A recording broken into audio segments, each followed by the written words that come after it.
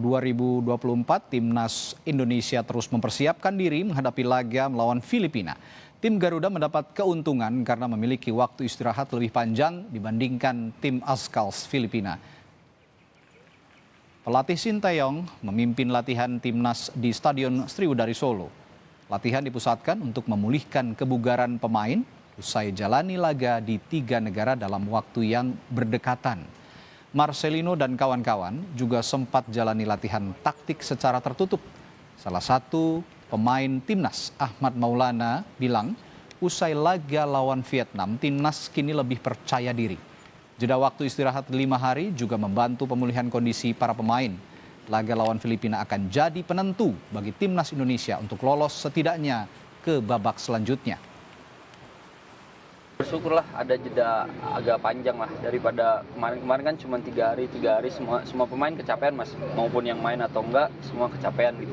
Kalau jedanya 3 hari, sedangkan sekarang kan ada 5 harian gitu kan. Iya bersyukur aja sih bisa recovery lebih panjang. Optimis mas, saya pribadi sangat optimis dengan ya lihat kondisi tim sekarang lebih kompak gitu, saling ngingetin semuanya. Namun berita buruknya adalah timnas Indonesia diperkirakan akan kehilangan Rivaldo Pakpahan yang mengalami cedera usai laga saat menghadapi Vietnam. Saat bertandang ke Vietnam, STY memainkan Rivaldo sejak awal pertandingan.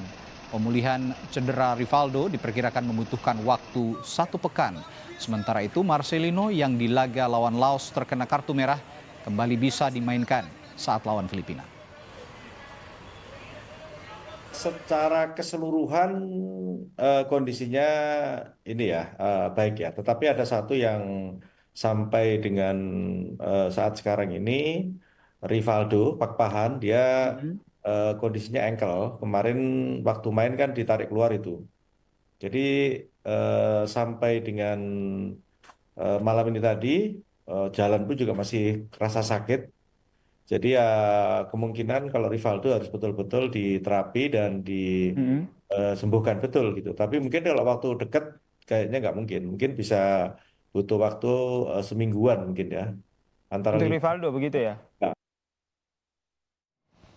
Sebelum hadapi Indonesia, Filipina berhasil menahan imbang Vietnam.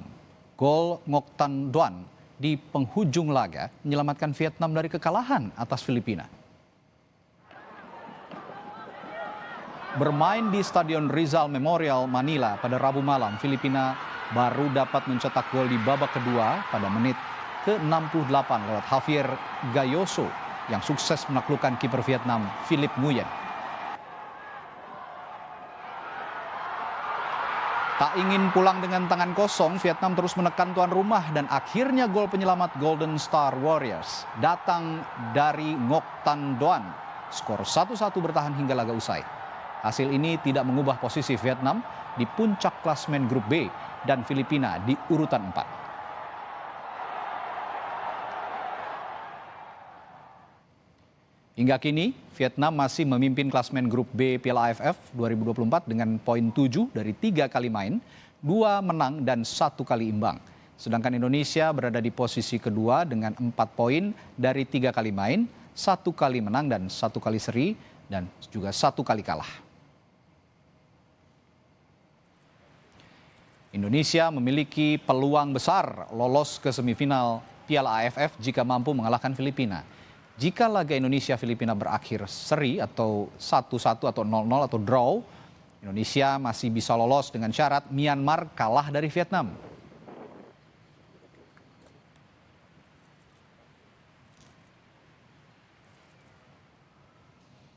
Saudara, menghadapi Filipina menjadi laga penentu langkah timnas Indonesia di Piala AFF. Kemenangan menjadi harga mati bagi skuad Garuda. Lalu bagaimana strategi timnas untuk memenangkan laga ini? Kami punya ulasannya setelah jeda di Sapa Indonesia Malam.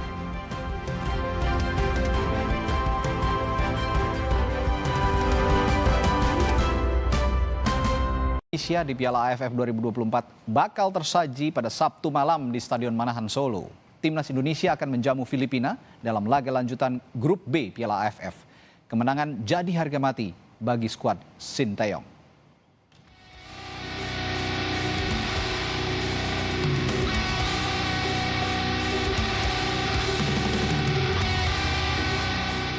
Penggawa Garuda menatap laga penting yang menentukan kelolosan timnas ke semifinal Piala AFF 2024. Skuad Garuda bakal menghadapi timnas Filipina di laga terakhir di penyisian grup B. Kemenangan mutlak didapat oleh skuad Sintayong guna memuluskan langkah Marcelino Ferdinand dan kawan-kawan ke babak berikutnya. Setelah tiba di Solo, Jawa Tengah, timnas langsung menjalani latihan. Menu latihan yang diberikan oleh Sintayong hanya latihan ringan untuk menjaga stamina para pemain. Mendapat jeda pertandingan selama 5 hari sangat disyukuri para pemain. Dengan jeda 5 hari, pemain dapat waktu cukup untuk pemulihan kondisi.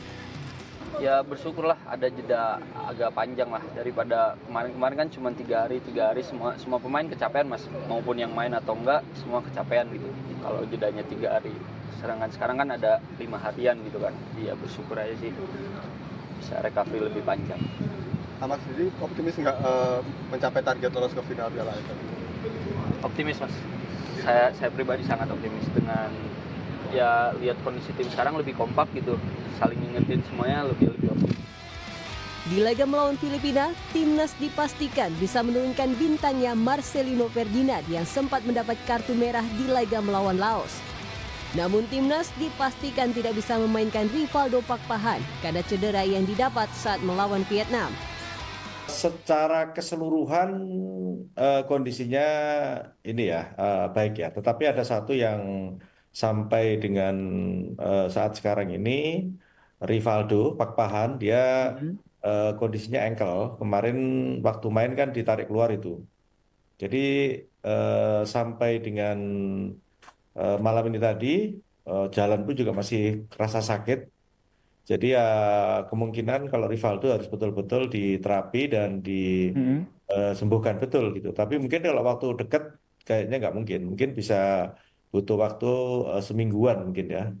Antara Untuk Rivaldo begitu ya? Ya, Jika menengok klasemen grup B Piala AFF 2024, timnas Indonesia berada di peringkat kedua dengan raihan 4 poin. Diikuti Myanmar dengan raihan poin sama. Sementara di peringkat pertama bertengger Vietnam dengan 7 poin. Oleh karena itu laga pamungkas melawan Filipina akan sangat menentukan siapa yang lolos ke semifinal Piala AFF. Laga timnas melawan Filipina akan digelar di Stadion Manahan Solo pada Sabtu 21 Desember 2024. Laga ini dipastikan akan dipenuhi supporter karena tiket timnas pun telah ludes terjual.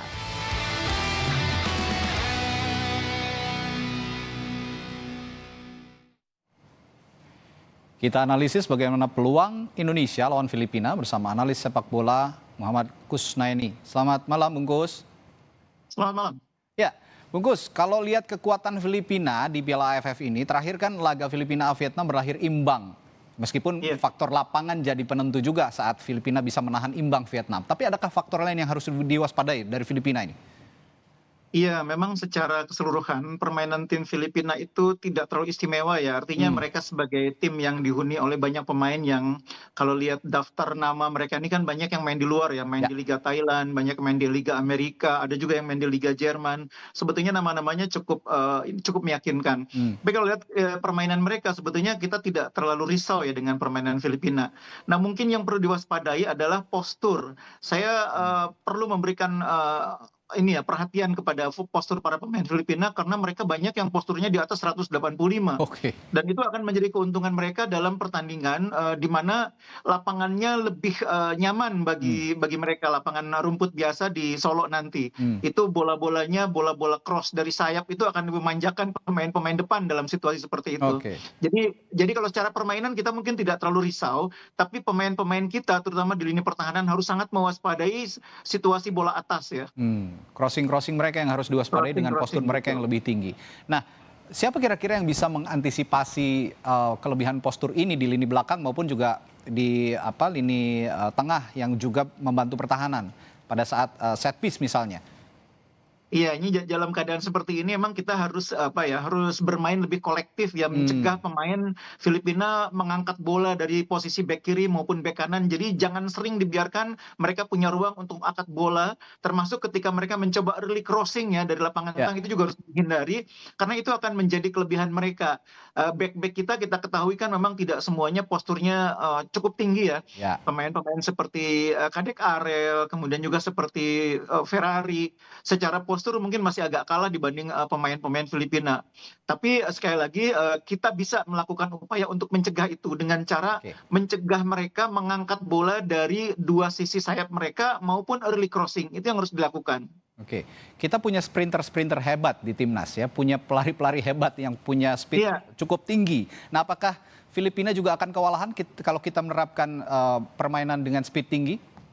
Iya, kita lihat waktu mereka away ke kandang Laos, itu Filipina betul-betul dibuat repot oleh kecepatan pemain-pemain Laos. Ya, Mereka ketinggalan lebih dulu, bahkan baru bisa mencetak gol balasan itu 15 menit menjelang babak kedua usai ya. Jadi ini saya pikir pertandingan lawan Laos itu harus dipelajari juga oleh timnas Indonesia. Bagaimana cara Laos menyulitkan Filipina. Target kita di pertandingan ini memang menang ya, tapi imbang pun sebetulnya kita sudah bisa lolos seandainya di laga lain. Secara teoritis Vietnam bisa menang ya. Karena itu pemain-pemain kita harus disiplin. Mereka berusaha menang, tapi pertahanan harus dijaga betul. Gelandang harus betul-betul di posisinya untuk membantu pertahanan. Jangan semua gelandang ikut menyerang, berusaha semuanya ingin membantu mencetak gol. Oke. Jadi kedisiplinan dalam bermain, kedisiplinan di posisi itu sangat penting. ya. Nah, saya juga melihat Bungkus bahwa ada perubahan signifikan sepertinya dalam pola permainan timnas saat melawan Laos maupun juga saat melawan Vietnam kemarin. Sepertinya ada perubahan game plan. Kalau Anda melihatnya, apakah analisis saya ini sama dengan Anda atau ada analisis lain? Jadi dalam setiap pertandingan itu memang pelatih punya game plan yang berbeda. Karena Laos dan Vietnam itu berbeda sekali. Laos itu mengandalkan pemain-pemain muda yang umumnya masih mentah secara skill, secara pengalaman, tapi fighting spiritnya sangat tinggi. Oke. Mereka bermain tanpa rasa takut. Tapi kalau Vietnam, mereka meskipun cepat, tapi mereka sudah lebih matang mainnya. Mereka lebih sabar, lebih tahu mengatur tempo. Makanya kita bermain lebih bertahan. Itu masuk Oke. akal. Nah, lawan Filipina nanti lain lagi pendekatannya. Baik, Bungkus, kita lanjutkan perbincangan. Kita akan mengikuti kumandang